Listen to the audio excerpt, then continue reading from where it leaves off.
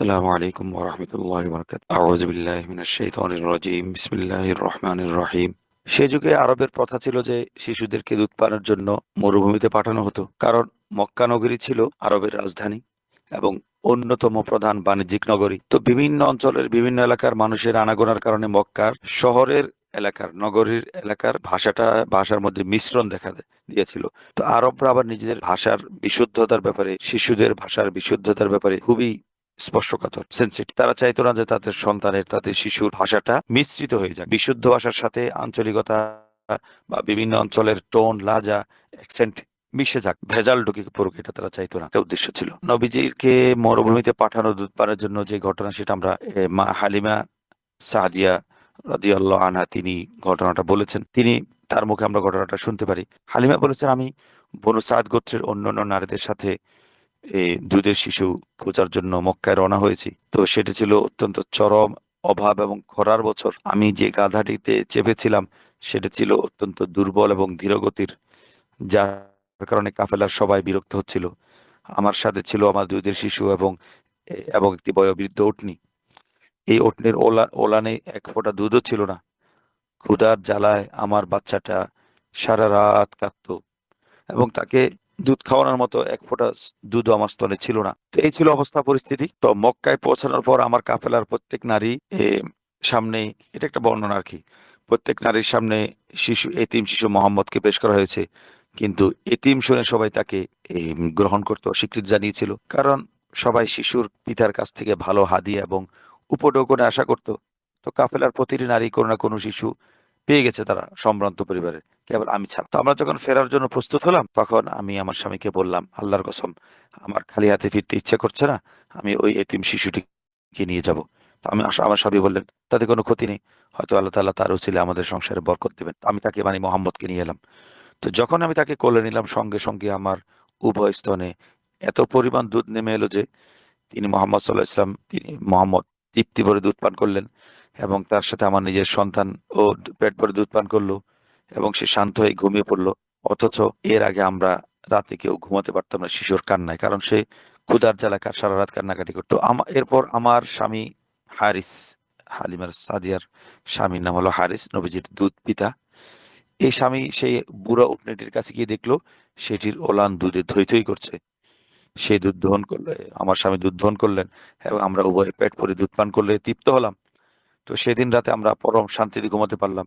সকালে আমার স্বামী আমাকে বলল, হালিমা, আল্লাহর কসম, জেনে রাখো তুমি এক বরকতময় শিশুকে গ্রহণ করছো। এরপর আমরা যখন সওয়ারিতে রওনা হলাম, তখন আমার সেই দুর্বল ও ধীরগতির গাধা, যেটা কাফেলার সব সওয়ারিকে পিছনে ফেলে আগে আগে ছুটতে লাগলো। কাফেলার নারীরা অবাক হয়ে চিৎকার করতে লাগলো, হে হালিমা, হালিমার মেয়ে, থামো, এটা কি তোমার সেই গাধা যেটার উপর তুমি চেপে এসেছিলে? আমি বললাম, আল্লাহর কসম, সেটা সেই গাধা। তারা বলল, নিশ্চয় এর সাথে বিশেষ কোনো মহিমা আছে। এরপর আমরা বনু সাদ গোত্রে আমাদের এলাকায় পৌঁছলাম। আল্লাহর কসম, তৎকালীন সময় পুরো আরবে বনু সাদের চেয়ে বেশি অনাবিষ্ট ও খরাপূর্ণ জায়গা আর কোন দ্বিতীয় কোনোটা ছিল না। কিন্তু মোহাম্মদ সাল্লাল্লাহু আলাইহি ওয়াসাল্লাম আমাদের ঘরে আসার পর থেকে আমার বকরিগুলো সন্ধ্যায় যখন চরানো শেষে ঘরে ফিরতো, সেগুলোর ওলান দুধে পরিপূর্ণ থাকতো। আমরা প্রচুর দুধ দহন করতাম এবং পান করতাম, অথচ বাকি লোকজনের বকরি এক ফোঁটা দুধও দিতে পারতো না। এমনকি অন্য গোত্রের লোকেরা তাদের রাখালদেরকে বলতো, তোমরা হালিমার রাখাল যেখানে বকরি চড়ায় সেখানে কেন চড়াও না? তো একের পর এক আল্লাহ তাআলা অপরিসীম বরকত, আমরা আল্লাহর পক্ষ থেকে বরকত প্রত্যক্ষ করতে লাগলাম। তো নবীজি মোহাম্মদ এর মধ্যে 2 বছর উপনীত হলেন এবং আমি দুধ ছাড়ালাম। এই ছিল একটা সংক্ষিপ্ত বিবরণী। তো আমরা যেটা বললাম, এটা তো প্রচলিত বক্তব্য যে মক্কার আসার পরে কোন ধাত্রী এতিম দেখে মোহাম্মদকে গ্রহণ করতে রাজি হননি। তো আমাদের আপত্তি এই জায়গায় যে এতিম দেখে তাকে কি গ্রহণ করতে রাজি, এই গল্পের এই বর্ণনাটি আমাদের একটু আপত্তি আছে। এটা আমরা দ্বিতীয় ভাগে আলোচনা করবো। এখন আমরা যেভাবে আলোচনা করছি সেভাবে আমরা সামনে যাই। তো মরুভূমিতে যে সন্তানদেরকে পাঠানো হতো, সেটা আমাদের মূল আপত্তিটা আমরা প্রথমে একটু ইঙ্গিত দিয়ে রাখি যে তাদেরকে কি দুধ পান করানোর জন্য মুখ্য উদ্দেশ্য দুধ পান করানো, নাকি ভাষা সংশোধন করা, বাসা ঠিক রাখা, এটা আমাদের মূল জায়গা। এটাকে আর নিয়ে আমরা সামনে আলোচনা করব। এখন আমরা প্রচলিত ধাপে যেটা আছে সেটাই সেভাবে আমরা আলোচনা সামনে নিয়ে যাব।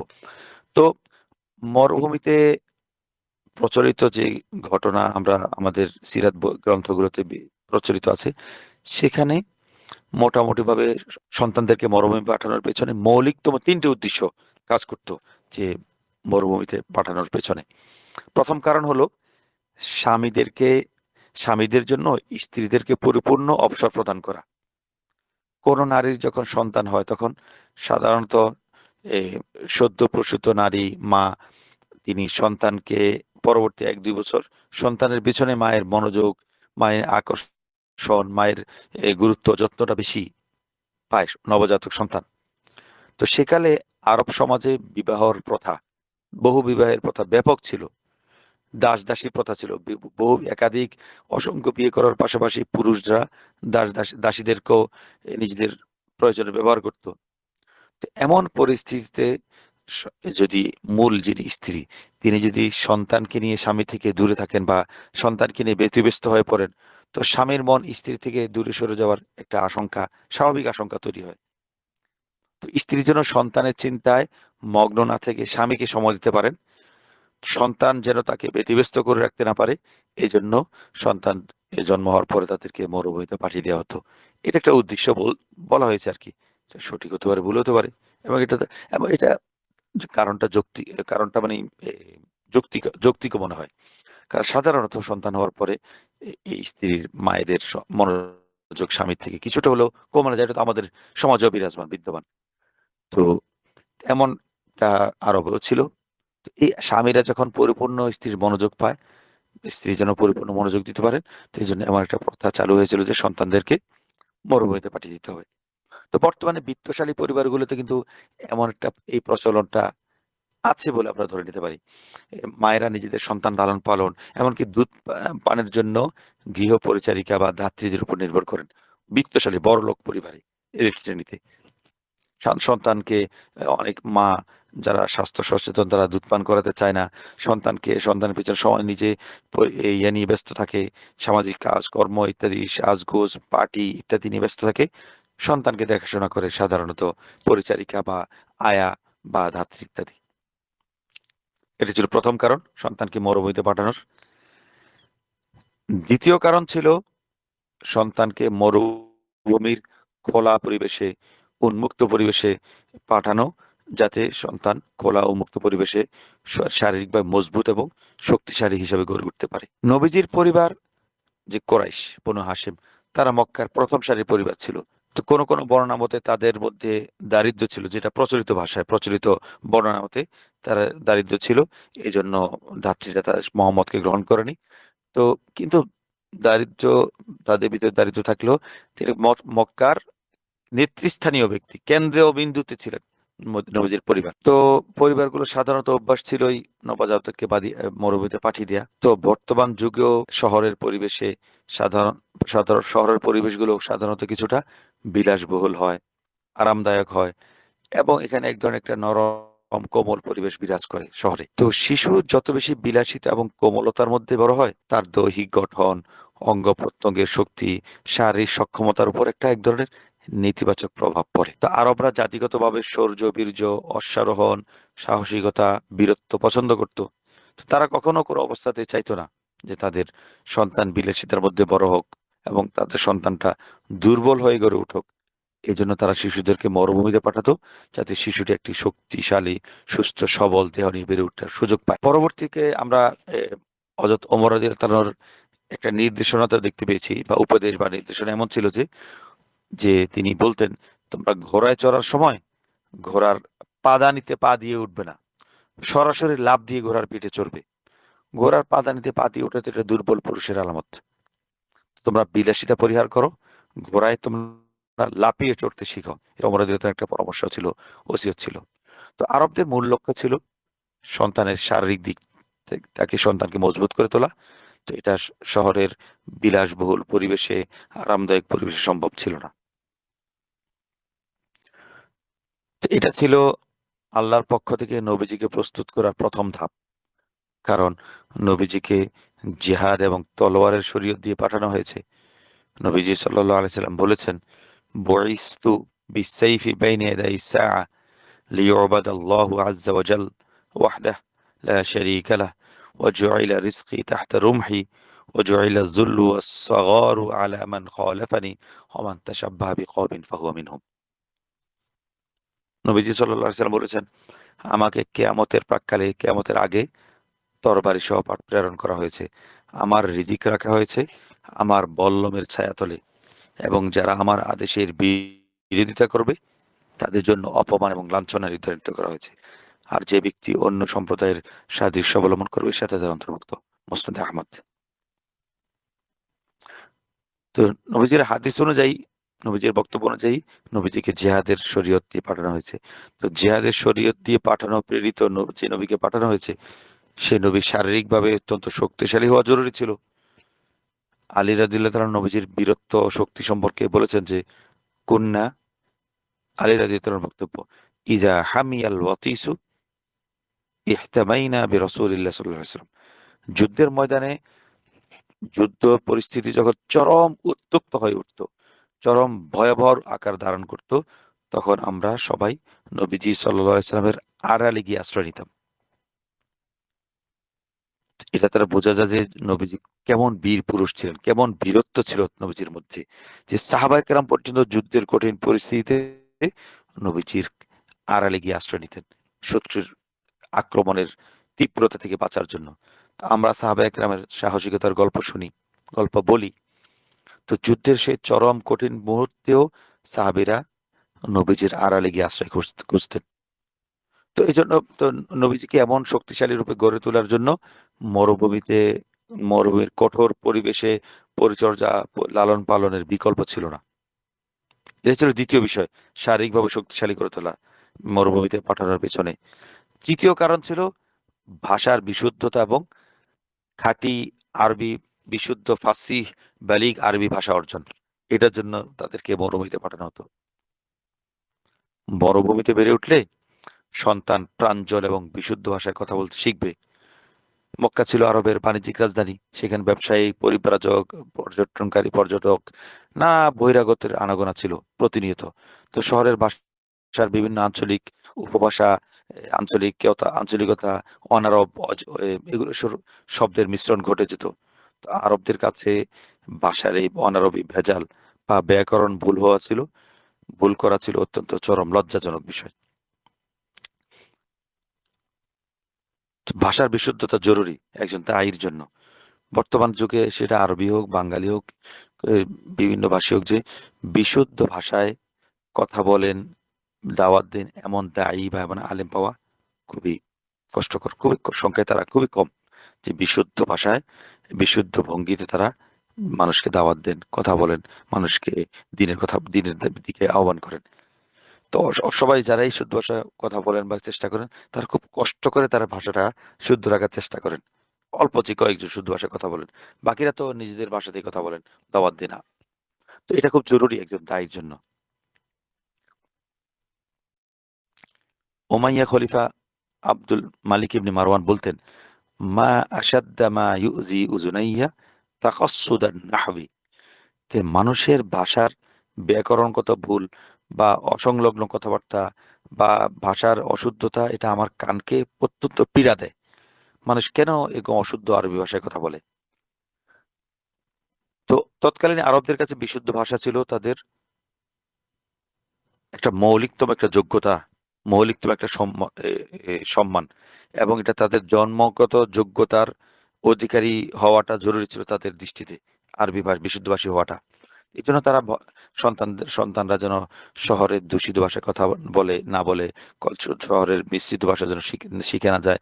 এই জন্য তারা খুব সতর্ক থাকতো। তারা মক্কার নগরীর, শহরের মিশ্র ভাষা, উপভাষা থেকে বাঁচানোর জন্য সন্তানদেরকে মরুভূমিতে পাঠিয়ে দিত। কারণ মরুভূমির বাস করা গোত্রগুলো তখনও তাদের আদি খাঁটি বিশুদ্ধ আরবি ভাষা সংরক্ষণ করে রেখেছিল।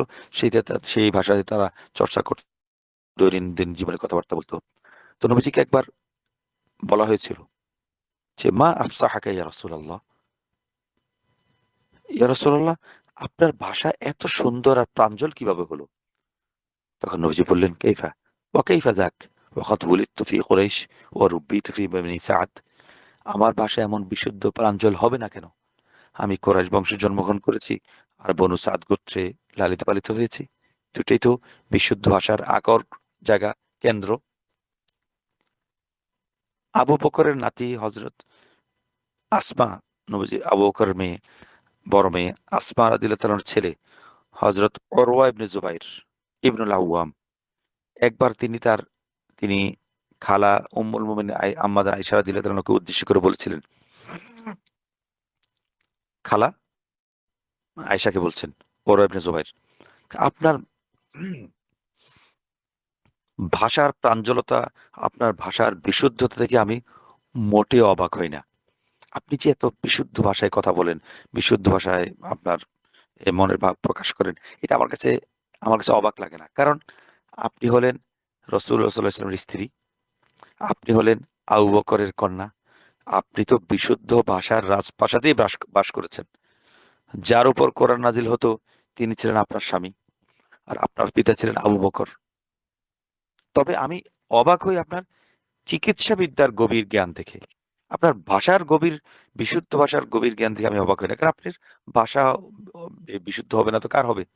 নবীজির ছাড়া বিশুদ্ধভাষী মানুষের, সবচেয়ে বিশুদ্ধভাষী মানুষের সংসারে আপনি বাস করেছেন, এবং তারপরে যে ভাষা বিশুদ্ধ আবু বকর তার সন্তান আপনি, তো আপনার ভাষা বিশুদ্ধ হবে। তবে আপনি অবাক হয়ে আপনি চিকিৎসাবিদ্যার এই গভীর জ্ঞান কোথায় পেলেন? এই ভাষা, এটা থেকে বোঝা যায় নবীজির পরিবার, নবীজির ভাষা কেমনটা বিশুদ্ধ ছিল, যে তার সাথে থেকে আম্মাজান আয়েশার ভাষা পর্যন্ত বিশুদ্ধ হয়ে গিয়েছিল। তো আম্মাজান আয়েশা আরবি ভাষা, সাহিত্য, আরবি কবিতা, আরবি প্রবাদ এইসবে অত্যন্ত পারদর্শী ছিলেন। সাহাবা এবং তাবেঈন বলতেন যে আরবের বড় বড় যত কবি ছিল, প্রখ্যাত বিখ্যাত যত কবি ছিল, তাদের বেশিরভাগ কবিতা, প্রায় সব কবিতা আম্মাজান আয়েশার মুখস্থ ছিল। শুধু মুখস্থ না, ঠোঁটস্থ ছিল, কণ্ঠস্থ ছিল। যে কোনো আবেগ ঘন মুহূর্ত বা যে কোনো বিশেষ পরিস্থিতিতে আম্মাজান আয়েশার মুখ দিয়ে অনর্গল বা একদম মানে অনিচ্ছাকৃতভাবে হলো কবিতা বেরিয়ে যেত, যে এই পরিস্থিতিতে যে কবিতাটা বলা দরকার সেই কবিতা তার মুখ দিয়ে বেরিয়ে যেত। তিনি অনর্গল উপযুক্ত পরিবেশে উপযুক্ত মানানসই কবিতা আবৃত্তি করতে পারতেন। তিনি ছিলেন, আম্মাজান আয়েশা ছিলেন অত্যন্ত অসাধারণ বিশুদ্ধভাষী, এবং তিনি কথায় কথায় কবিতার উদাহরণ দিতে পারতেন। তিনি একবার একটা কবিতা বলেছিলেন, ওয়া আলকাত আসায়া ওয়াস্তাকররাত বিহান নাওয়া কামা কর্র আইনান বিল ইয়াবিল মুসাফিরু। অর্থ হলো, অবশেষে সে তার লাঠি ছুঁড়ে ফেলে দিল এবং এক জায়গায় থিত হয়ে দাঁড়িয়ে গেল, ঠিক যেমন একজন দীর্ঘ সফরের মুসাফির স্বদেশে ফিরে পরম চোখ জুড়ানো প্রশান্তি লাভ করে স্থির হয় নিজের ঘরে এসে।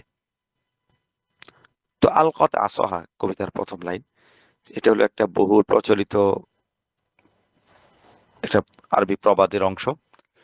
তো একজন দীর্ঘ ক্লান্তিকর সফর পথ চলা শেষ করে যখন কোনো মানুষ তার গন্তব্যে পৌঁছায় বা কোনো বিষয়ে চূড়ান্ত স্থায়িত্ব বা স্থিরতা লাভ করে, তখন এই প্রবাদ বাক্যটি ব্যবহার করা হয়।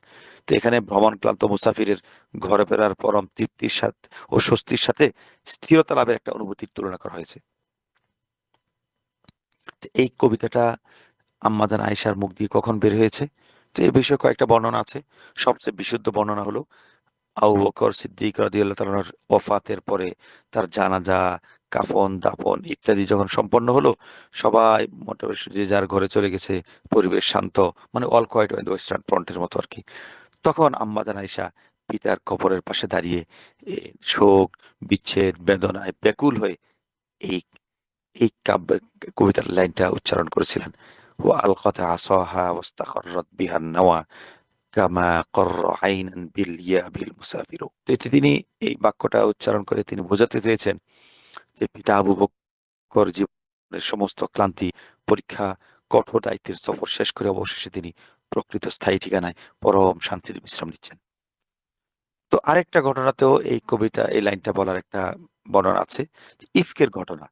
যে ইফকের, আম্মাজান আয়েশার উপর যে অপবাদ আরোপ করা হয়েছিল মুনাফিকদের পক্ষ থেকে, সেই ইফকের ঘটনা এ যখন সূরা নূরের আয়াত নাজিল হলো, আম্মাজান আয়েশার চারিত্রিক সচ্চরিত্রতার, চারিত্রিক পবিত্রতার সপক্ষে, চারিত্রিক পবিত্রতার নিষ্কলুষতার ঘোষণা দিয়ে যখন সূরা নূরের 11টি আয়াত নাজিল হয়েছিল, তখন চরম মানসিক যন্ত্রণা এবং দীর্ঘ কষ্টের অবসান ঘটায় স্বস্তি প্রকাশ করতে তখন তিনি বা তার উপস্থিত আত্মীয় স্বজন এই প্রবাদ তুল্য কবিতার লাইনটি আবিষ্কার করেছিলেন, উচ্চারণ করেছিলেন বা আবৃত্তি করেছিলেন। ওয়া আল কথা আসওয়াহা ওস্তাখররাত বিহান নাওয়া কামা মাররা আইনান বিল ইয়াবিল মুসাফিরু। এছাড়া আমার আয়েশার থেকে আরো অনেক বর্ণনা আছে। তার ভাই আব্দুর রহমান ইবনে আবু বকর, আম্মা জান আয়েশার ভাই, তিনি ইন্তেকাল করার পরে তার কবরের পাশে দাঁড়িয়ে শোক প্রকাশের জন্য আম্মা জান আয়েশা, তো আগে যে কবিতাটা বললাম ও আল কথা আসহা, এটা ছিল মাকর বিন হিমার আল বারকি, এই কবির কবিতা। তিনি জাহিলি যুগের কবি ছিলেন, মানে নবীজি আসার আগে এই কবি কবিতা রচনা করে মারা গিয়েছিলেন। এই কবিতাটা তিনি রচনা, আম্মা জান আয়েশা তার কবিতা, হিমার বিন মাকর বিন হিমার আল বারকির কবিতা। এরপরে ভাই আব্দুর রহমান ইবনে আবু বকর ইন্তেকাল করার পরে তার কবরের পাশে দাঁড়িয়ে শোক প্রকাশের জন্য আম্মা জান আয়েশা একটা কবিতা বলেছিলেন। সেই কবিতাটা ছিল মুতাম্মিম বিন নুওয়াইরা। তো অত্যন্ত আবেগঘন একটা কবিতা। সে কবিতাটা ছিল ওয়াকুন্না কানাদা মানাই জাজিমাতা হিকবাতান মিনাদ দাহরি হাত্তা কিলা লান ইয়াতাসাদ্দাআ ফালাম্মা তাফাররাকনা কাআন্নি ওয়া মালিকান লিতুল ইজতিমাইন লাম নাবিত লাইলান মাআন। মুতাম্মিম বিন নুওয়াইরা তিনি বিখ্যাত কবি। তিনি তার ভাই মালিক বিন নুওয়াইরা মারা যাওয়ার শোকে এই কবিতাটা রচনা করেছিলেন, আবৃত্তি করেছিলেন। তো এই কবিতাটার লাইন অর্থটা অনেকটা এমন: আমরা যেন ইরাকের রাজা জাদিমার সেই দুই চিরসঙ্গীর মতো, যারা দীর্ঘকাল সুকবির অকুন্না কানাদা মা নেই জাজিমাত হিকবাতান, যে দুই সঙ্গী ছিল দীর্ঘকাল সুগভীর সম্পর্কে আবদ্ধ ছিলাম। এমনকি মানুষ বলতে শুরু করেছিল যে আমাদের এই বন্ধন কখনো ছিন্ন হবে না। কিন্তু মৃত্যুর মাধ্যমে যখন আমাদের মাঝে বিচ্ছেদ ঘটে গেল, তখন দীর্ঘদিনের পরম সখ্য সত্যিও মনে হচ্ছে আমি আর মালিক যেন একটি রাতের জন্য কখনো একসাথে বাস করিনি। মৃত্যু আমাদেরকে এমনভাবে বিচ্ছিন্ন করে দিয়েছে। তো আব্দুর রহমান ইবনে আবু বকর মক্কার কাছাকাছি হুবশি নামক একটা জায়গায় তিনি হঠাৎ করে ইন্তেকাল করেছিলেন। তো তার পরবর্তী তার এ, জানাজা, তার লাশ মক্কা এনে দাফন করা হয়েছিল। যেখানে ইন্তেকাল করেছো তুমি সেখানেই দাফন করতে বলতাম। লাশ স্থানান্তর করা, এক জায়গাতে আরেক জায়গায় স্থানান্তর করা, এটা নবীজির সুন্নাহ বিরোধী কাজ। যেখানে এই মারা যায় মানুষ সেখানে দাফন করা হলো নবীজির সুন্নাহ সম্মত তরিকা। তো আমিও তোমাকে সেখানে দাফন করতে বলতাম। আর যদি তোমার কাফন দাফন দেখতে পেতাম তাহলে শোক নবায়ন করার জন্য তোমার কবর জিয়ারত করতে আসতাম না। সাধারণত নারীদেরকে কবরে আসতে শরীয়ত নিষেধ করে, নিরুৎসাহিত করে।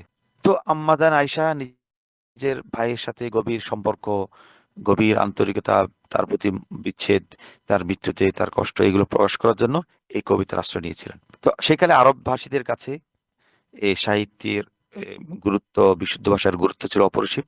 তারা কথায় কথায় কবিতা আবৃত্তি করতেন। যখন কোনো গোত্রে বড় কোনো কবির জন্ম হতো, তারা বিশাল উৎসব পালন করত। কারণ সে যুগে কবিদের ভূমিকা ছিল বর্তমান যুগের প্রভাবশালী বড় বড় স্যাটেলাইট টিভি চ্যানেলের মতো, বড় কোনো মিডিয়া হাউসের মতো। একজন কবি মানে একটা বিশাল মিডিয়া হাউস।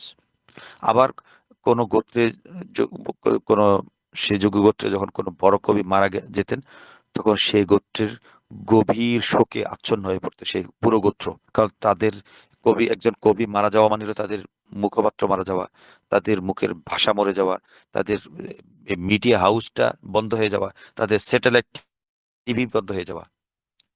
তো উমাইয়া যুগের বিখ্যাত কবি ছিলেন ফারাজদাক। তিনি যখন মারা গিয়েছিলেন, তার তার প্রতিপক্ষ গোত্রের কবি ছিল জারির।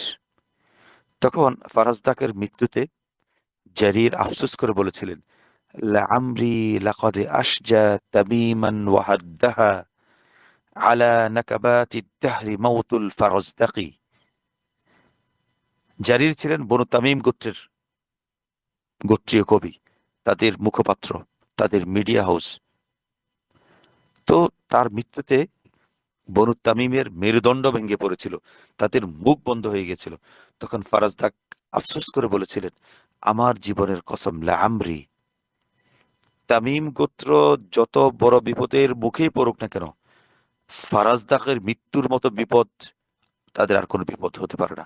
ফারাজদাকের মৃত্যু তাদের পিঠ ভেঙে দিয়েছে। তো যাক, এ ছিল মানে আরবের মানে বিশুদ্ধ ভাষা, কবিতা, বিশুদ্ধ ভাষার ইত্যাদি গুরুত্ব সম্পর্কে আমাদের একটা আমরা আলোচনাটা অন্যদিকে চলে গেছে।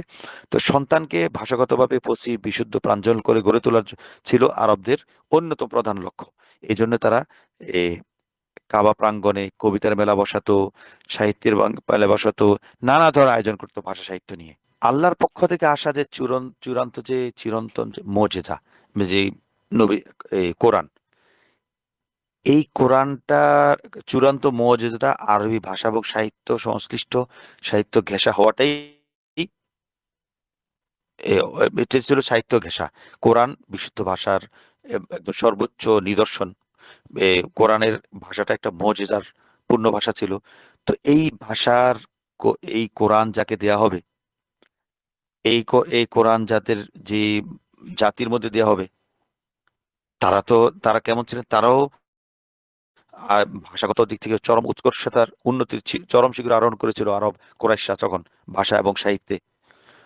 তো সেই সম্প্রদায়ের মধ্যে যে নবী আসবেন, তার ভাষাটা কেমন চরম উৎকর্ষপূর্ণ হওয়া দরকার ছিল। এবং তাদেরকে যে ধর্মগ্রন্থ দেওয়া হবে, সেই ধর্মগ্রন্থটা ভাষা সাহিত্যে কতটা উন্নত হওয়ার দরকার ছিল, এটা আমরা সামান্য চিন্তা করলে বুঝতে পারবি।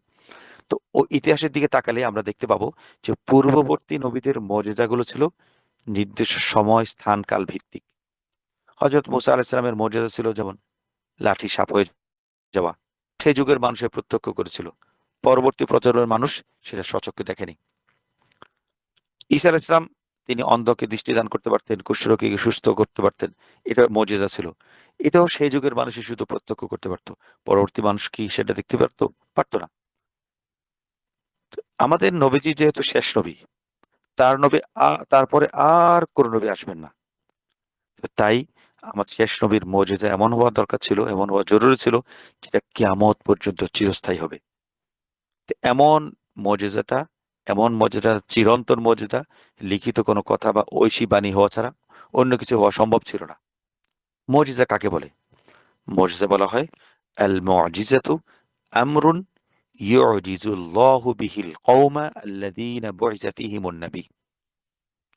মর্যাদা বলা হয় আল্লাহ তাআলা যেই গোত্রের মাঝে, যে বংশে নবীকে পাঠিয়েছেন, সেই নবীকে এমন একটা কিছু দেয়া, যে বিষয়টা সেই সম্প্রদায়কে, যে বিষয়ের মাধ্যমে আল্লাহ তাআলা অক্ষম করে দিবেন, যে বিষয়টা ওই ওই গোত্রের, ওই বংশের লোকেরা, ওই নবীর উম্মতের লোকেরা ওই বিষয়টা নিজেরা তৈরি করতে পারবে না, ওই বিষয় অনুকরণ করতে পারবে না, এমন বিষয়টাকে মুজিজা বলা হয়। মুসা আলাইহিস সালামের যুগে মিশর ছিল জাদুকরদের রাজ্য।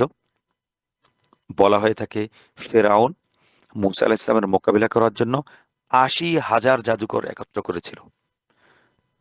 তাই সেজন্য মুসাকে সে যুগে প্রচলিত যে বিদ্যা, জাদুবিদ্যা, সেটাকে পরাস্ত করার জন্য নবীজিকে, মুসা আলাইহিস সালামকে জাদু বিদ্যার জ্ঞান দেওয়া হয়েছিল, জাদুবিদ্যার মর্যাদা দেওয়া হয়েছিল। ঈসা আলাইহিস সালামের যুগে চিকিৎসাবিদ্যা চরম উৎকর্ষ লাভ করেছিল, তাই তাকে অলৌকিক আরোগ্য দানের ক্ষমতা দেওয়া হয়েছিল। আর আরবদের মধ্যে উৎকর্ষ ছিল শব্দশৈলী, ভাষা, কাব্য, সাহিত্য। তো তাই শেষ নবীর চিরন্তন মজিজা হিসাবে কোরআন নাজিল করা হয়েছিল। তো যে জাতির উপর এটি নাজিল করা হবে, তাদের ভাষাগত যোগ্যতা হওয়া দরকার ছিল সর্বোচ্চ মানের, যাতে তারা এই কোরআনের ভাষাগত অলৌকিকতা বুঝতে পারে। তো আমাদের নবীজি সাল্লাল্লাহু আলাইহি ওয়াসাল্লাম ছিলেন সমগ্র মানব জাতির মধ্যে সবচেয়ে বিশুদ্ধভাষী এবং প্রাঞ্জল ভাষার অধিকারী। অথচ মজার বিষয় হলো, এত উন্নত ভাষার অধিকারী হওয়া সত্ত্বেও নবীজিকে আল্লাহ তাআলা কবিতা বানানোর, কবিতা রচনা করার ক্ষমতা দেননি। তিনি নবীজি নিজে কবি ছিলেন না, কবিতা রচনা করতে পারতেন না। অথচ নবীজির মুখের ভাষা ছিল আরবের সমস্ত কবি এবং সাহিত্যিকদের চেয়েও বহুগুণ সুন্দর এবং প্রাঞ্জল, বিশুদ্ধ এবং প্রজ্ঞাপূর্ণ। এমন একটা ঘটনা প্রচলিত আছে যে নবীজি একবার একটি কবিতার লাইন, কবিতার চরণ আবৃত্তি করার চেষ্টা করেছিলেন, কিন্তু ছন্দ মেলাতে পারেননি। মূল কবিতাটি ছিল এমন: উমাইরাতা ওয়াদ্দি' ইন তাজাহহাজতা গাদিয়ান কাফা শাইবু ওয়াল ইসলামু লিল মারই নাহিয়া। এটা এই কবিতার এটা ছিল মূলত সুহাইম সুহাইম আবদে হাসের কবিতা। তিনি মুখাদ্রম কবি। মুখাদ্রম কবি বলা হয় যে কবিরা জাহিলি যুগও পেয়েছেন, আবার ইসলামের যুগও পেয়েছেন, এমন কবিদেরকে বলা হয় মুখাদ্রম। আর যারা শুধু জাহিলি যুগে ছিল, ইসলাম আসার আগে মারা গেছে, তাদেরকে জাহিলি কবি বলা হয়। আর যারা ইসলাম এবং জাহিলি যুগ উভয়টা পেয়েছে, তাদেরকে মুখাদ্রম বলা হয়। তো নবীজি এই কবিতার লাইনটাকে বলতে গিয়ে নবীজি বলেছেন কি, কাফা বিল ইসলামি ওয়াশাইবু লিল মারই নাহিয়া। মূলত লাইনটা ছিল কাফা শাইবু আল ইসলাম লিল মারই নাহিয়া। নবী একটু শব্দ এদিক সেদিক করে ফেলেছিলেন, নবীজি সব কবিতার শব্দে আকবর করে ফেলেছিলেন। এমন একটা ঘটনা প্রচলিত আছে আর কি, এটা বিশুদ্ধ কিনা ঘটনাটা সে আল্লাহ মালুম। তখন পাশে আবু বকর ওমর ছিলেন। আবু বকর কবিতার সঠিক লাইনটা বলে দিয়েছেন, ইয়া রাসূলুল্লাহ, কবিতার আপনি যেভাবে বলেছেন কবিতার লাইনটা এভাবে না, কবিতার লাইনটা এভাবে। তখন এই কবিতার লাইনটা সঠিকটা বলে আবু বকর মুচকি হেসে কোরআনের সেই বিখ্যাত আয়াতটা তেলাওয়াত করেছিলেন যে বিসমিল্লাহির রহমানির রহিম, ওমা আল্লামনাহু শিয়রা ওমা ইয়ানবাগি লাহু। আমি রাসূলকে নবী, আল্লাহ তাআলা কোরআনে সূরা ইয়াসিনের মধ্যে বলছেন যে আমি রাসূলকে কাব্য রচনা করতেও শিখাইনি, এবং এই কাব্য চর্চা করাটা ওমা ইয়ানবাগি লাহু, এটা তার জন্য শোভনীয় নয়। তো এটা আসলে সেদিন আবু বকর এই আয়াত উচ্চারণ করে, আয়াত তেলাওয়াত করে বোঝাতে চেয়েছেন যে আল্লাহ তাআলা কোরআনে সত্য বলেছেন যে আল্লাহ নবীজিকে কবিতা চর্চা শিখানোনি, এবং কবিতা চর্চা করাটা নবীজির জন্য শোভনীয় নয়। এই জন্য নবীজি কবিতাটা উচ্চারণ করতে গিয়ে একটু এদিক সেদিক করে ফেলেছিলেন। তো দাওয়াতের জন্য, উম্মতকে ডাকার জন্য ভাষার প্রস্তুতি, ভাষার দক্ষতা, সর্বোচ্চ দক্ষতা, এটা খুব জরুরি ছিল। এটা ছিল আল্লাহর পক্ষ থেকে নবীজিকে গড়ে তোলার একটা গায়েবী এন্ট্রি, যে যাতে তিনি নবীজি মরুভূমির খোলা পরিবেশে বড় হন এবং ভাষার বিশুদ্ধতা অর্জন করতে পারেন। এজন্য আরবের সবচেয়ে বিশুদ্ধ ভাষী মরুচারী বেদুইন গোত্রে নবীজিকে আল্লাহ পাঠানোর একটা গায়েবী ব্যবস্থা করেছে। তো আমি কোনো জাতিকে চিন্তার দিকে আহ্বান করতে গেলে, কোনো জাতিকে দাওয়াত দিতে গেলে, সেই জাতি যে বিষয়ে পারদর্শী বা শ্রেষ্ঠ, আহ্বানকারীকে সেই বিষয়ে তাদের চেয়ে শ্রেষ্ঠ পারদর্শী হতে হবে। একটা উদাহরণ দেয়া যাক। আমি যদি কোনো ব্যবসায়ী বা শিল্পপতিদের সমাজে গিয়ে দাওয়াত দিতে চাই, তো সেখানে একজন সাধারণ ব্যবসায়ী যে জীবনে খুব বেশি সাফল্য অর্জন করতে পারেনি, সে কি ওই সফল মিডিয়া টাইকুন, মানে বিজনেস টাইকুন, বড় বড় ব্যবসায়ী Elon Musk, Bill Gates, Warren Buffett বা যারা আছে বড় বড় যারা শিল্পপতি, তাদেরকে আমার মতো একজন ফেলুদা যে জীবনের ব্যবসার পিছনে কোনোদিন ছুটেনি, ব্যবসায় তার কোনো কেরিয়ার নেই বা ব্যবসায় সে ব্যর্থ, এমন কোন ব্যবসায়ী গিয়ে তাদেরকে দাওয়াত দিলে তারা দাওয়াত গ্রহণ করবে? না, গ্রহণ করবে না। তাদেরকে দাওয়াত দেওয়ার জন্য লাগবে ইলন মাস্ক এবং সেফ বাজোস না যে আছে, তাদেরকে দাওয়াত দিতে গেলে লাগবে ইলন মাস্ককে, যে একজন দক্ষ সফল ব্যবসায়ী। এমন একজন কেউ যখন যখন আরেকজন সফল ব্যবসায়ীকে দাওয়াত দিবে, তার কাছে তার দাওয়াতটা গ্রহণযোগ্য। উদাহরণস্বরূপ বললাম, আমি ব্যর্থ ব্যবসায়ী হলে আমি সফল ব্যবসায়ীদেরকে আমি কথা তারা কখনো প্রভাবিত করতে পারি, ওর তো ফেলুদা, তার কথা কি শুনবো? এই বললে তারা নাক চোখ বাঁকিয়ে তারা উঠে যাবে বা আমার কথা শুনতে আসবে না, আমার কথা গুরুত্ব দিবে না। যে একজন গবেষক, চিন্তাবিদ, লেখক, সে খুব বেশি সাফল্য অর্জন করতে না পারলে সে কি তার লেখা চিন্তা দিয়ে সমাজের সফল লেখক, চিন্তক, গবেষকদেরকে প্রভাবিত করতে পারবে? পারবে না। কারণ সে নিজে জীবনে তার বই ১০ কপির বেশি বিক্রি হয়নি, বা সে নিজে কোনো কথা বলতে পারে না, বা তার নিজের চিন্তাগত কোনো কীর্তি নেই। সে কিভাবে দার্শনিক চিন্তকদেরকে প্রভাবিত করবে? এটা তো হতেই পারে না। তো এই জন্য যারা যে সমাজ যে বিষয়ে পারদর্শী, তাদেরকে দাওয়াত দেওয়ার জন্য তাদের চেয়ে কয়েক গুণ বেশি যোগ্যতা নিয়ে তাদের সামনে দাঁড়াতে হবে। তো এই কারণে নবীজি সাল্লাল্লাহু আলাইহি সাল্লাম সেই যুগে সমাজের প্রধান শিল্প অর্থাৎ সাহিত্য, ভাষা সাহিত্যে সর্বশ্রেষ্ঠ এবং অনন্য হওয়াটা জরুরি ছিল নবীজির। কারণ সেই যুগে মক্কার ছোট পিচ্চি সবচেয়ে সাধারণ মানুষটাও ভাষা সাহিত্যে, কবিতা চর্চায় অনেক অগ্রসর ছিল। তো এই জন্য নবীজির লালন পালন প্রতিপালনটা এমন একটা পরিবেশে হওয়া দরকার ছিল যেটা ভাষা সাহিত্যে অগ্রসর ছিল। তো আমরা যে দুটি বক্তব্য, একটি হলো যে প্রচলিত যে বক্তব্য, যাত্রীরা এসে মোহাম্মদকে বাছাই করে তাকে না নিয়ে অন্যদেরকে নিয়ে চলে গেছে, তো এটা একটা বক্তব্য। সেই বক্তব্যের আঙ্গিকে, সে অ্যাঙ্গেল থেকে আমরা আমাদের বক্তব্যটা এখনো চলছে, পরে আমরা ভিন্ন আঙ্গিকে যাব। তো হালিমা সাদিয়া মরুভূমি থেকে যখন আসলেন, তখন আরবের বেদুইন যারা গোত্র গরিব ছিল, তাদের একটা উপার্জনের উৎস ছিল যে মক্কার বা বড়লোক গোত্রের শিশুদেরকে তারা লালন পালনের জন্য মরুভূমিতে নিয়ে যেতেন।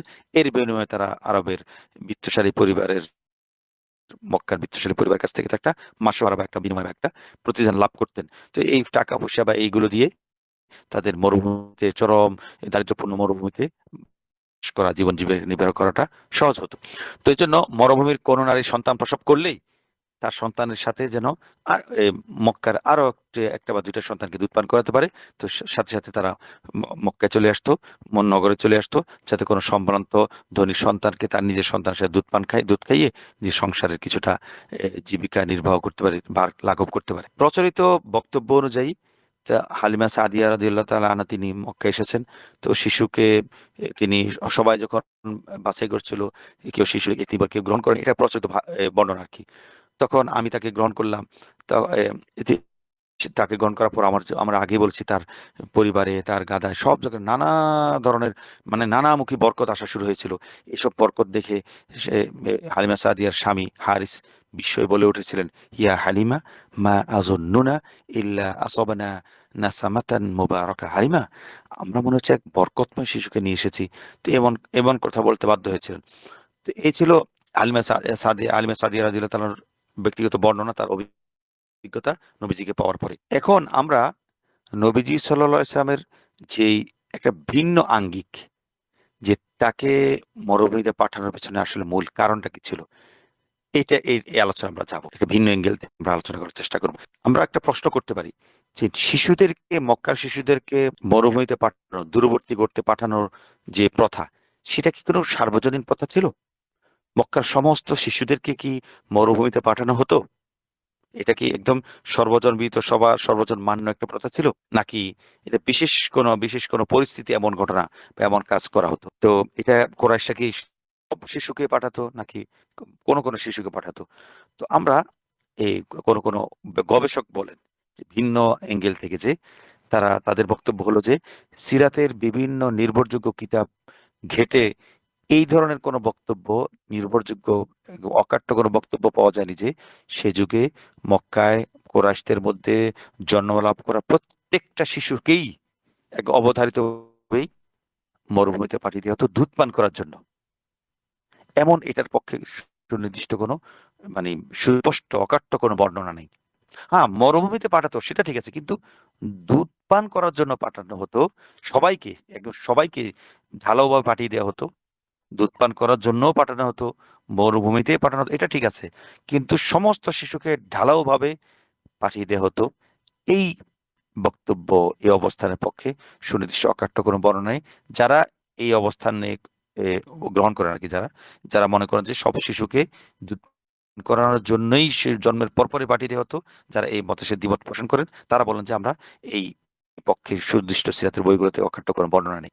হ্যাঁ, শিশু একটু, তাদের বক্তব্য হলো এ কোনো শিশুকে দুধ পান করার জন্য পাঠানো হতো, কিন্তু বেশিরভাগ শিশুকে দুধ পান শেষ করার পরে মরুভূমিতে পাঠানো হতো, যাতে তাদের ভাষার বিশুদ্ধতা অর্জন হয় এবং শারীরিক গঠনটা মজবুত হয়। এই যে আমরা আগে বলেছি, এই ২ টা কারণ ঠিক আছে। কিন্তু দুধ পান করার জন্য সবাইকেই পাঠিয়ে দেওয়া হতো, এই কথার সাথে কোনো গবেষক একমত নন। তারা বলেন যে হ্যাঁ, যখন দুধ ছাড়ানো, কাউকে দুধ পান করানোর সময় পাঠানো হতো, কিন্তু বেশিরভাগকেই দুধ ছাড়ানোর পরে পাঠানো হতো। যখন তাদের ভাষাটা শুদ্ধ হবে, যখন তাদের শরীর গড়ে ওঠার সময় হবে, তখন তাদেরকে পাঠানো। এর সপক্ষে কেউ যারা এই মতে পোষণ করেন, তারা যুক্তি দেন যে নবীজির চাচা হামজা নবীজির ২ বছর আগে জন্মগ্রহণ করেছিলেন এবং তিনি আব্দুল মুত্তালিবের সন্তান ছিলেন। ওই হামজাকে তো দুধ পান করানোর জন্য মরুভূমিতে পাঠানো হয়নি, বরং তাকে তার মা হালা দুধ পান করে, মা আমেনার চাচাতো বোন, তাকে সে দুধ পান করিয়েছে। এবং সুয়াইবা, যে নবীজিকে যে তিনি দুধ পান করিয়েছেন, সেই সুয়াইবা হামজাকে এবং অন্যান্য ধাত্রীরা দুধ পান করিয়ে তাকে পেলে বসে বড় করেছেন। তাকে দুধ পান করার জন্য মরুভূমিতে পাঠানো হয়নি। তাহলে একই ঘরের সন্তান, ২ বছর আগে যে ইয়াকে এই হামজাকে পাঠানো হয়নি, একই ঘরের সন্তান মোহাম্মদকে এত দূরে, বনু সাদ কিন্তু মক্কা থেকে বনু সাদ গোত্রের অবস্থান, মা হালিমার যে অবস্থান বনু সাদ গোত্রের, সেটা অনেক আমরা যারা একটু সচেতন তারা নেটে সার্চ দিলে বনু সাদ থেকে বনু মক্কা থেকে বনু সাদের অবস্থান কতটুকু এটা ম্যাপে দেখিয়ে দিবে, গুগলকে সার্চ দিলে।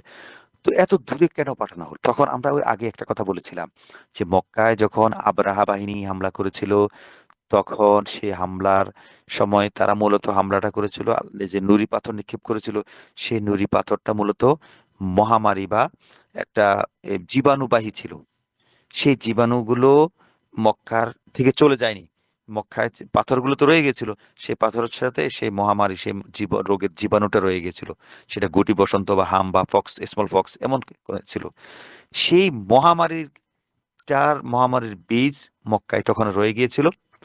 সেই মহামারীর বীজ থেকে, জীবাণু থেকে বাঁচানোর জন্যই মূলত নবীজি শিশু মোহাম্মদকে, একদম দুধের শিশুকেই মক্কা থেকে দূরে, অনেক দূরে মরুভূমিতে বনু সাদের এলাকায় পাঠিয়ে দেওয়া হয়েছিল। এটা এই গবেষকদের কারো কারো মতে, যারা মনে করেন যে যারা এই মত পোষণ করে, তারা এই পক্ষে এই যুক্তিটা দেন যে মক্কার বাতাসটা অনিরাপদ হয়ে গিয়েছিল, মক্কার পরিবেশটা এই নির্মল নেই, এই জন্য বিশুদ্ধ বাতাস, বিশুদ্ধ পরিবেশ পাওয়ার জন্য একদম শৈশবে দুধ পানের সময় নবীজিকে, মোহাম্মদকে পাঠিয়ে দেওয়া হয়েছিল মরুভূমিতে। এটার সম্পর্কে আরেকটা যুক্তি দেন যারা গবেষকরা, যে 2 বছর পরে যখন বনু সাদে থাকলেন নবীজি, তখন হালিমা বিনতে আবি জুআইব, তিনি শিশু মোহাম্মদকে তার মা উম্মে মোহাম্মদ আমেনার কাছে ফিরিয়ে এনেছিলেন। তখন মা হালিমাকে অনুরোধ করলেন, তুমি একে আবার বনু সাদের মরুভূমিতে ফিরিয়ে নিয়ে যাও, কারণ আমার ভয় হচ্ছে মক্কার এই ওয়াবা, মানে এই মহামারী যেন আমার সন্তানের ক্ষতি না করে। তো এই সিরাতের গ্রন্থগুলোতে স্পষ্টভাবে মহামারী আল ওয়াবা শব্দটা ব্যবহার করা হয়েছে। তাহলে আমরা বলতে পারি নবীজিকে বনু সাদে এত শৈশবে একদম শুরুতে পাঠানোর মূল উদ্দেশ্য ছিল ভাষা শেখা। তো ওটা পরও, ভাষা তো আর দুধের শিশু ভাষা শিখবে না, শিখবে তার একটু পরে।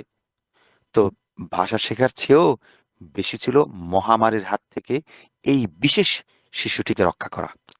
আব্দুল মুত্তালিব, কারণ আব্দুল মুত্তালিব এবং মা দুজনেই এই মোহাম্মদ, এই শিশুটাকে সাধারণ কোনো শিশু মনে করতেন না।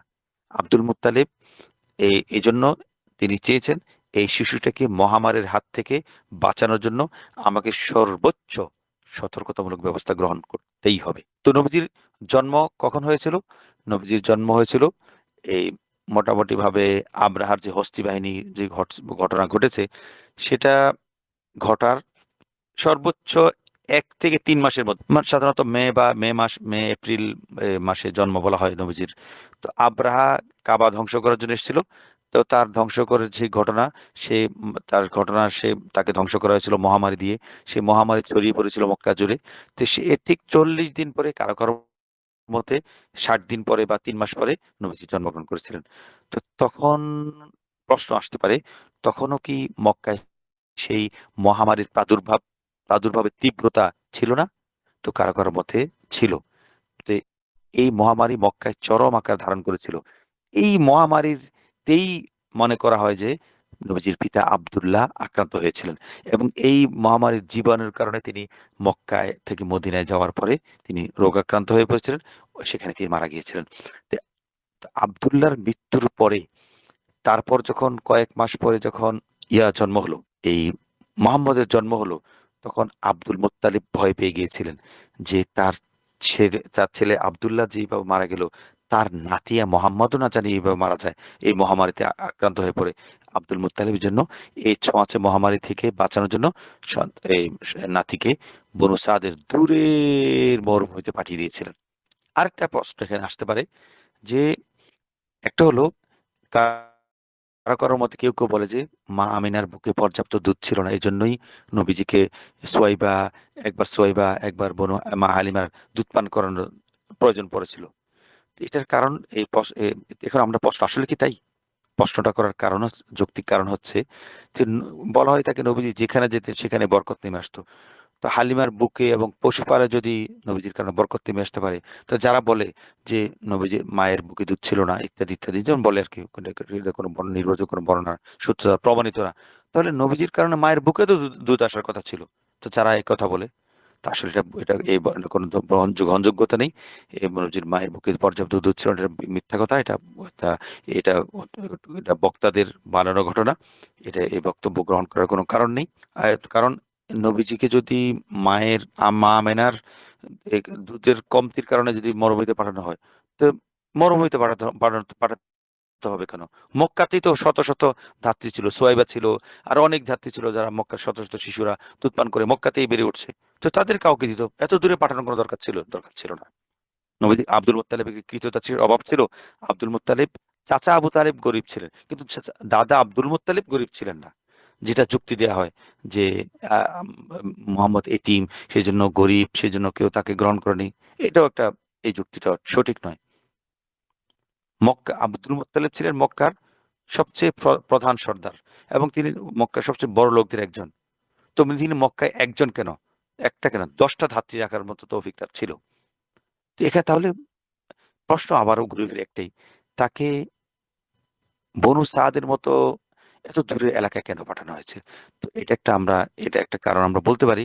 আমাদের এই যে এই পক্ষে যারা গবেষক আছেন তারা, যে শিশু মোহাম্মদকে যে কোনো মূল্যে মক্কার বিষাক্ত পরিবেশ এবং মহামারী থেকে দূরে রাখতে চেয়েছিলেন দাদা আব্দুল মুত্তালিব এবং মা। দুধের অভাবের কারণেও না, অন্য কোনো কারণে না। এটাই একটা যৌক্তিক কারণ আমাদের গ্রহণযোগ্য মনে হয়। তো ইবনে ইসহাক, যে বিখ্যাত সিরাত ইবনে ইসহাক রচয়িতা, তিনি মূলত ওই যে বর্ণনাগুলো বলে, তার কাছ থেকে বর্ণনাগুলো এসেছে যে বনু সাদ থেকে যাত্রীরা এসেছে, তারা আসার পরে বনু সাদ গোত্র আসার পরে তারা মক্কার ঘরে ঘরে গিয়েছেন, এতিম বলে কেউ গ্রহণ করেনি, ইত্যাদি ইত্যাদি। তো এই যে ঘটনা, একটা বক্তারা যে মর্মস্পর্শী বর্ণনা করেন, এই ঘটনা বলেন, এটি মোহাম্মদ বসে আছে, কেউ তাকে নিচ্ছে না, এই যে একটা চিত্রকল্প করে মানুষের চোখ দিয়ে জোর করে পানি বের করেন, তো এই চিত্রকল্পটা মনে হয় সঠিক না, এই ইবনে ইসাকের এই বর্ণনাটা। এই কারণ এছাড়া বনু সাদের সাথে কোরাইশের বংশগত দূরত্ব ছিল। মানে বনু সাদ গোত্র তো নবীজি গিয়েছেন, কিন্তু তারা যেভাবে বলে বনু সাদ গোত্রের একটি ধাত্রী কাফেলা এসে একদম এইভাবে নিয়ে গেছে। তো এটা ঠিক আরেকটা কারণে যায় না। এ কারণ হলো, মক্কায় যে বিখ্যাত যুদ্ধ হয়েছিল, কুখ্যাত যুদ্ধ, ফিজার যুদ্ধ, সেই যুদ্ধটা হয়েছিল মূলত কাদের মধ্যে?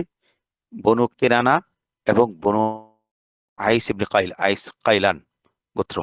এই বনু কেনানা গোত্র এবং আইস কাইলান গোত্রের মধ্যে যুদ্ধটা হয়েছিল।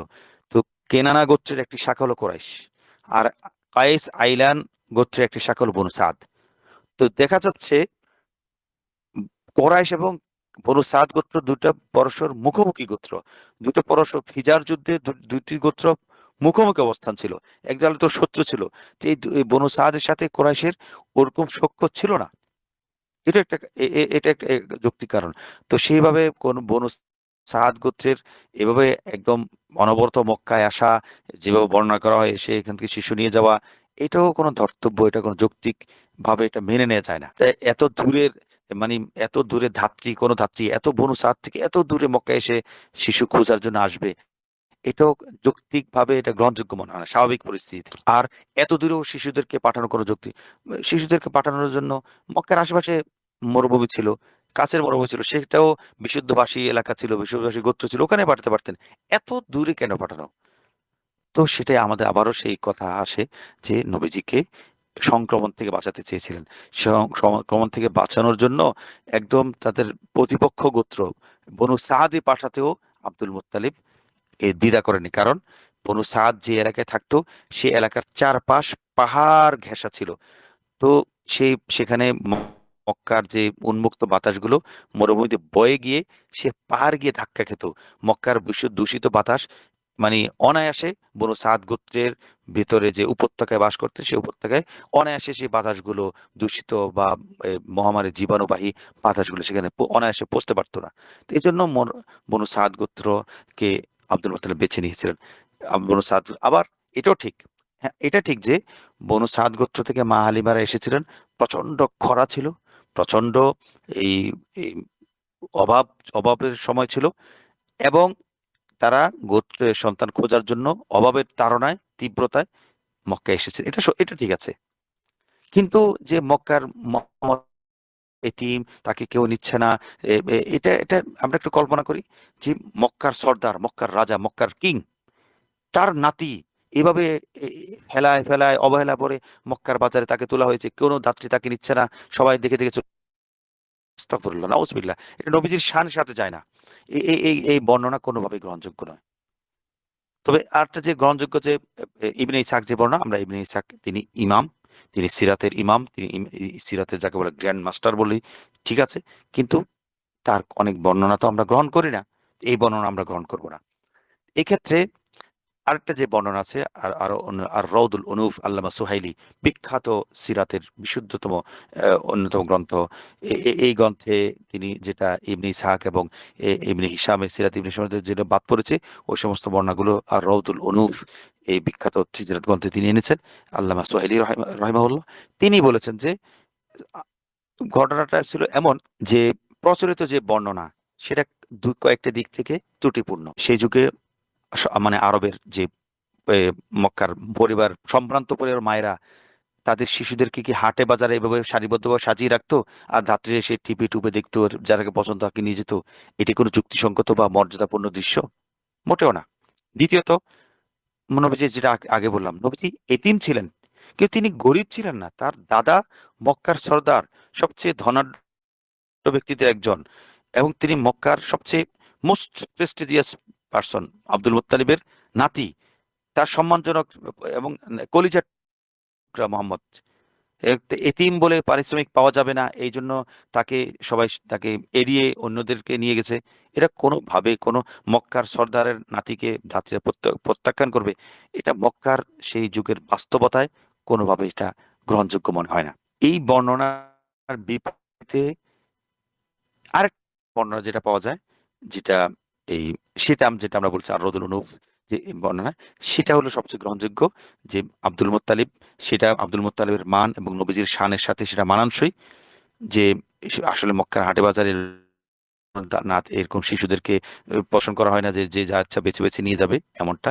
এটা একটা নাটকীয়তা, সিন দৃশ্য, এই ধরনের কোনো ঘটনা ঘটেনি বিশুদ্ধ বর্ণনায়।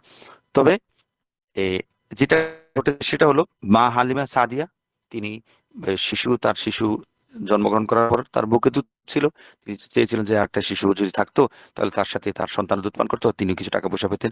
এই জন্য সরাসরি এসে তিনি আব্দুল মোত্তালিবের দরজায় নক করেছেন, টক টক করেছেন। এটা এই বর্ণনাটা হলো যে বাজারে শিশুদেরকে দেখে সবাই নিয়ে গেছে, এগিয়েছে, হয়ে গেছে, এটার বর্ণনা হচ্ছে, এই বর্ণনাটা বেশি মর্যাদাপূর্ণ মনে হয়, এবং এটাই নবীজির শানের সাথে যায়। তো এবং এটাও ঠিক, আমরা এটাও এই বিষয়টা পরিষ্কার করেছি যে শিশুদেরকে, দুগ্ধবর্ষ শিশুদেরকে মরুভূমিতে পাঠানো এটা স্বাভাবিক প্রচলন ছিল না। একটু বড় হওয়ার পর, দুধ ছাড়ানোর পর পাঠানো হতো। আর নবীজিকে পাঠানো হয়েছে এটা কেন? নবীজিকে এত ছোটবেলা, এটা বিশেষ প্রয়োজনে, বিশেষ পরিস্থিতিতে পাঠানো হয়েছে। এটা আমরা কেন পাঠানো মক্কা থেকে একটু বড় হওয়ার পরে কেন পাঠানো হতো? ভাষা বিশুদ্ধতা এবং শারীরিক কাঠামো সুস্থ হওয়ার জন্য। এবং আর নবীজিকে এত আগে কেন পাঠানো হলো? যেই মহামারী, ওয়াবা ছিল, তাউন ছিল, সেটাকে বাঁচানোর জন্য। তো মরুভূমিতে পাঠালে ভাষার বিশুদ্ধতা ইত্যাদি ইত্যাদি, এটা তো এ, আমরা জানি যে এটা এটা গ্রহণযোগ্য। শারীরিক সুস্থতার, শারীরিক কাঠামো মজবুত হয়ে গড়ে ওঠা, এটাও গ্রহণযোগ্য। এটা এই কথার উপর আমরা আজকে এই পর্বটা শেষ করি। সামনে আরো মজার অনেক সুন্দর চমৎকার আলোচনা আছে, আমরা এই বিষয়ে সামনে যাব ইনশাল্লাহ। তো তবে আরবদের দিকে যে শিশুদেরকে যে দুধ পান করানোর পরে, দুধ ছাড়ানোর পরে মরুভূমিতে পাঠানো হতো, একটা ঘটনা বলে, মজার ঘটনা বলে আমরা আলোচনা শেষ করব। সামনের পর্বে আমরা এ নিয়ে বিস্তারিত আলোচনা করব। আমরা একটু আগে খলিফা আব্দুল মালিক বিন মারওয়ান, তার একটা ঘটনা বলেছিলাম, তার একটা কথা বলেছিলাম। তিনি তার আরেকটা কথা এই ঐতিহাসিক গ্রন্থগুলোতে, ইতিহাসের বইগুলোতে প্রচলিত আছে যে তিনি বলতেন যে ওয়ালিদের প্রতি, তার ছেলে ওয়ালিদ, আব্দুল মালিক বিন মারওয়ানের ছেলে ওয়ালিদ, সোলেমান, যে কয়েকজন সন্তান ছিল না, তে তিনি বললেন যে ওয়ালিদের প্রতি অতিরিক্ত ভালোবাসা আমার ওয়ালিদের ক্ষতি করেছে। আমরা ওকে ওর মায়ের কাছে রেখে দিয়েছিলাম, তাকে মরুভূমিতে পাঠাইনি। তো খলিফা আব্দুল মালিক বিন মারওয়ানের দুই ছেলে, ওয়ালিদ বিন আব্দুল মালিক এবং সুলাইমান বিন আব্দুল মালিক। তো ওয়ালিদ বিন আব্দুল মালিক খুবই নাদুস নুদুস সুন্দর ছিলেন। তাকে তার প্রতি মায়ার কারণে তাকে দুধ ছাড়ানোর পরে অন্ধ ভালোবাসার কারণে খলিফা তার প্রতি তাকে মরুভূমিতে শৈশবে মরুভূমিতে পাঠাতে চাননি, ঘরে প্রাসাদে রেখে দিয়েছেন। ফলে কি হয়েছে, তা প্রাসাদে তো আরবের, অনারবের, পারস্যের, রোমের অনেক দাস দাসী ছিল। এদের সাথে মিশে ওয়ালিদের আরবি ভাষাটা কিছুটা ত্রুটিপূর্ণ থেকে গিয়েছিল। সে আরবি ওয়ালিদ বিন আব্দুল মালিক খলিফা হওয়ার পরও তিনি প্রায় সময় বিভিন্ন কথাবার্তায় লাহান করতেন, ভুল করতেন। যেখানে রফা পেশ দেওয়ার কথা তিনি সেখানে জবর দিচ্ছেন, রফার জায়গায় নসব দিচ্ছেন, নসবের জায়গায় রফা দিচ্ছেন, এই ভুল। তো আরব সমাজে সে, এবং বিশেষ করে ওমাইয়া খেলাফত তো বিশুদ্ধ আরবি খিলাফত। তারা সেখানে রাষ্ট্রীয় দায়িত্বে কোনো ধরনের কোনো অনারব কাউকে দায়িত্ব দিতেন না, সমস্ত বিশুদ্ধ আরবি খেলাফত ছিলেন। তো এমন একটা বিশুদ্ধ আরবি সমাজে ভাষাগত ভুল করাটা চরম লজ্জার ছিল। তো ওয়ালিদ বিন আব্দুল মালিক তিনি প্রায় ভাষাগত ভুল করে ফেলতেন, জবরজের পেশে দিতে ভুল করতেন। এটা ছিল চরম ভুল, লজ্জার এবং ন্যাক্কারজনক বিষয়। তো এটাই এদিকে খলিফা হওয়ার আগেই বাবা যখন আব্দুল মালিক বিন মারওয়ান যখন জীবিত ছিলেন, তখনও তিনি ওয়ালিদ বিন আব্দুল মালিক শৈশবে কৈশোরে প্রায় সময় ভাষায় ভুল করতো। তখন এই কথা বলছেন, আমি ওয়ালিদের প্রতি অতিরিক্ত ভালোবাসা ওর ক্ষতি করেছে। ওর প্রতি ভালোবাসা একটু কমিয়ে যদি আমি তাকে মরুভূমিতে পাঠাতাম, তাহলে ওর ভাইয়ের সাথে সোলেমানের সাথে যদি আমি তাকেও যদি মরুভূমিতে পাঠাতাম, তাহলে তাকে আর এই লজ্জাজনক পরিস্থিতিতে এই ভুল ভাষা, অশুদ্ধ আরবি ভাষা বলতে হতো না, আমাকে এমন বিপর্যয় দেখতে হতো না। তাহলে মূল ঘটনা কি? মূল ঘটনা হলো হালিমা সাদিয়া তিনি নিজের প্রয়োজনে অভাবের তাড়নায় এসেছেন, মক্কায় এসেছেন। মক্কায় এসে তিনি সরাসরি ইয়ার কাছে আব্দুল মুত্তালিবের ঘরে টোকা দিয়েছেন। আল্লাহ ইমাম সোহাইলি রহিমউল্লাহ আর রদুল উনুফ গ্রন্থে যে বর্ণনা করেছেন সেটাই যৌক্তিক এবং চমৎকার। নবীজির শানের সাথেও যায়, মক্কার সেই সময়কার পরিস্থিতির সাথেও যায়, এবং আব্দুল মুত্তালিবের শান, রাজকীয় শানের সাথে সেটা মানানসই হয়। যে তিনি সরাসরি এসে মক্কার আব্দুল মুত্তালিবের ঘরে এসে দরজার টোকা দিয়ে জিজ্ঞাসা করেছিলেন যে আপনার ঘরে কোনো দুগ্ধ পোষ্য শিশু আছে? তো আব্দুল মুত্তালিব এই নারীকে, সন্তান একটা দুগ্ধপোষ্য শিশু হাতে, শিশু কোলে এই নারী এসেছে। তিনি তখন যখন টোকা দিলেন দরজা খুলে, আব্দুল মুত্তালিব জিজ্ঞাসা করলেন নাম কি? তখন মা হালিমা বললেন আমার নাম হালিমা। আব্দুল মুত্তালিব বললেন তোমার গোত্র? তিনি বলেন বনু সাদ বিন বকর বকর। তখন আব্দুল মুত্তালিব তো জ্ঞানী বিচক্ষণ, তিনি দেখলেন যে এই নারী হালিমা মানে চরম ধৈর্যশীল, হেলিম, অত্যন্ত প্রশংসনীয় একটি গুণ এই নামের মধ্যে আছে। তার গোত্র কি? বনু সাদ। সাদ মানে সৌভাগ্য, সুখ, সমৃদ্ধি। সুবহানাল্লাহ। তো আব্দুল মুত্তালিব বললেন যে, তখন স্বগতোক্তি করলেন হিলমুন ওয়া সাদ আন্না হাযাইনি লা খুলুকানি বিহিমা গিনাউদ দার। হিলিম চরম ধৈর্য এবং সাদ সৌভাগ্য, এই দুটি গুণ তো এমন যা দিয়ে যুগের সমস্ত সংকট জয় করা যায়। এই দুটি শুভ নাম এবং শব্দ যখন উচ্চারিত হলো হালিমার সাথে, তিনি অত্যন্ত আনন্দিত হলেন এবং তার সাথে পারিশ্রমিক নির্ধারণ করলেন, এবং পরম নিজের নাতিকে, আদরের কলিজার টুকরা নাতিকে হালিমা সাদিয়া, হেল এবং সাদ, এই দুটি মহৎ গুণের হাতে সুপর্দ করলেন। তো আমরা আজকের মতো আলোচনা এখানে রাখি। ইনশাল্লাহ আমরা সামনে যদি সম্ভব হয় আজকে আরেকবার বসার চেষ্টা করবো, যদি সময় সুযোগ হয়, নাহলে আমরা আগামীকাল আলোচনা হবে। আল্লাহ আমাদেরকে নবীজির এই জীবনকে, নবীজির পুরো সিরাতকে আমাদের ধারণ করার, আত্মস্থ করার, জীবনকে চর্চা করার তৌফিক দান করুন, আমিন। নবীজিকে আমার নিজের চেয়ে বেশি ভালোবাসার, নবীজিকে আমার অস্থি মজ্জা, রক্ত মাংস, সন্তান সন্ততি সবকিছুর চেয়ে বেশি ভালোবাসা। নাফসিল ফিদা ও লি রাসূলিল্লাহ সাল্লাল্লাহু আলাইহি ওয়াসাল্লাম, আমার জীবন, জান, মাল সবকিছু নবীজির জন্য কোরবান করার তৌফিক দান করুন, আমিন। নবীজির জীবনকে, নবীজির আদর্শকে ধারণ করার তৌফিক দান করুন, আমিন। ওয়া আখিরু দাওয়ানা আলহামদুলিল্লাহি রাব্বিল আলামিন ওয়া মা আলাইনা ইল্লাল বালাগুল মুবিন। সাল্লাল্লাহু আলাইহি ওয়া আলা আলিহি ওয়া সাহবিহি ওয়া সাল্লাম তাসলিমা। আসসালামু আলাইকুম ওয়া রাহমাতুল্লাহি ওয়া বারাকাতুহু।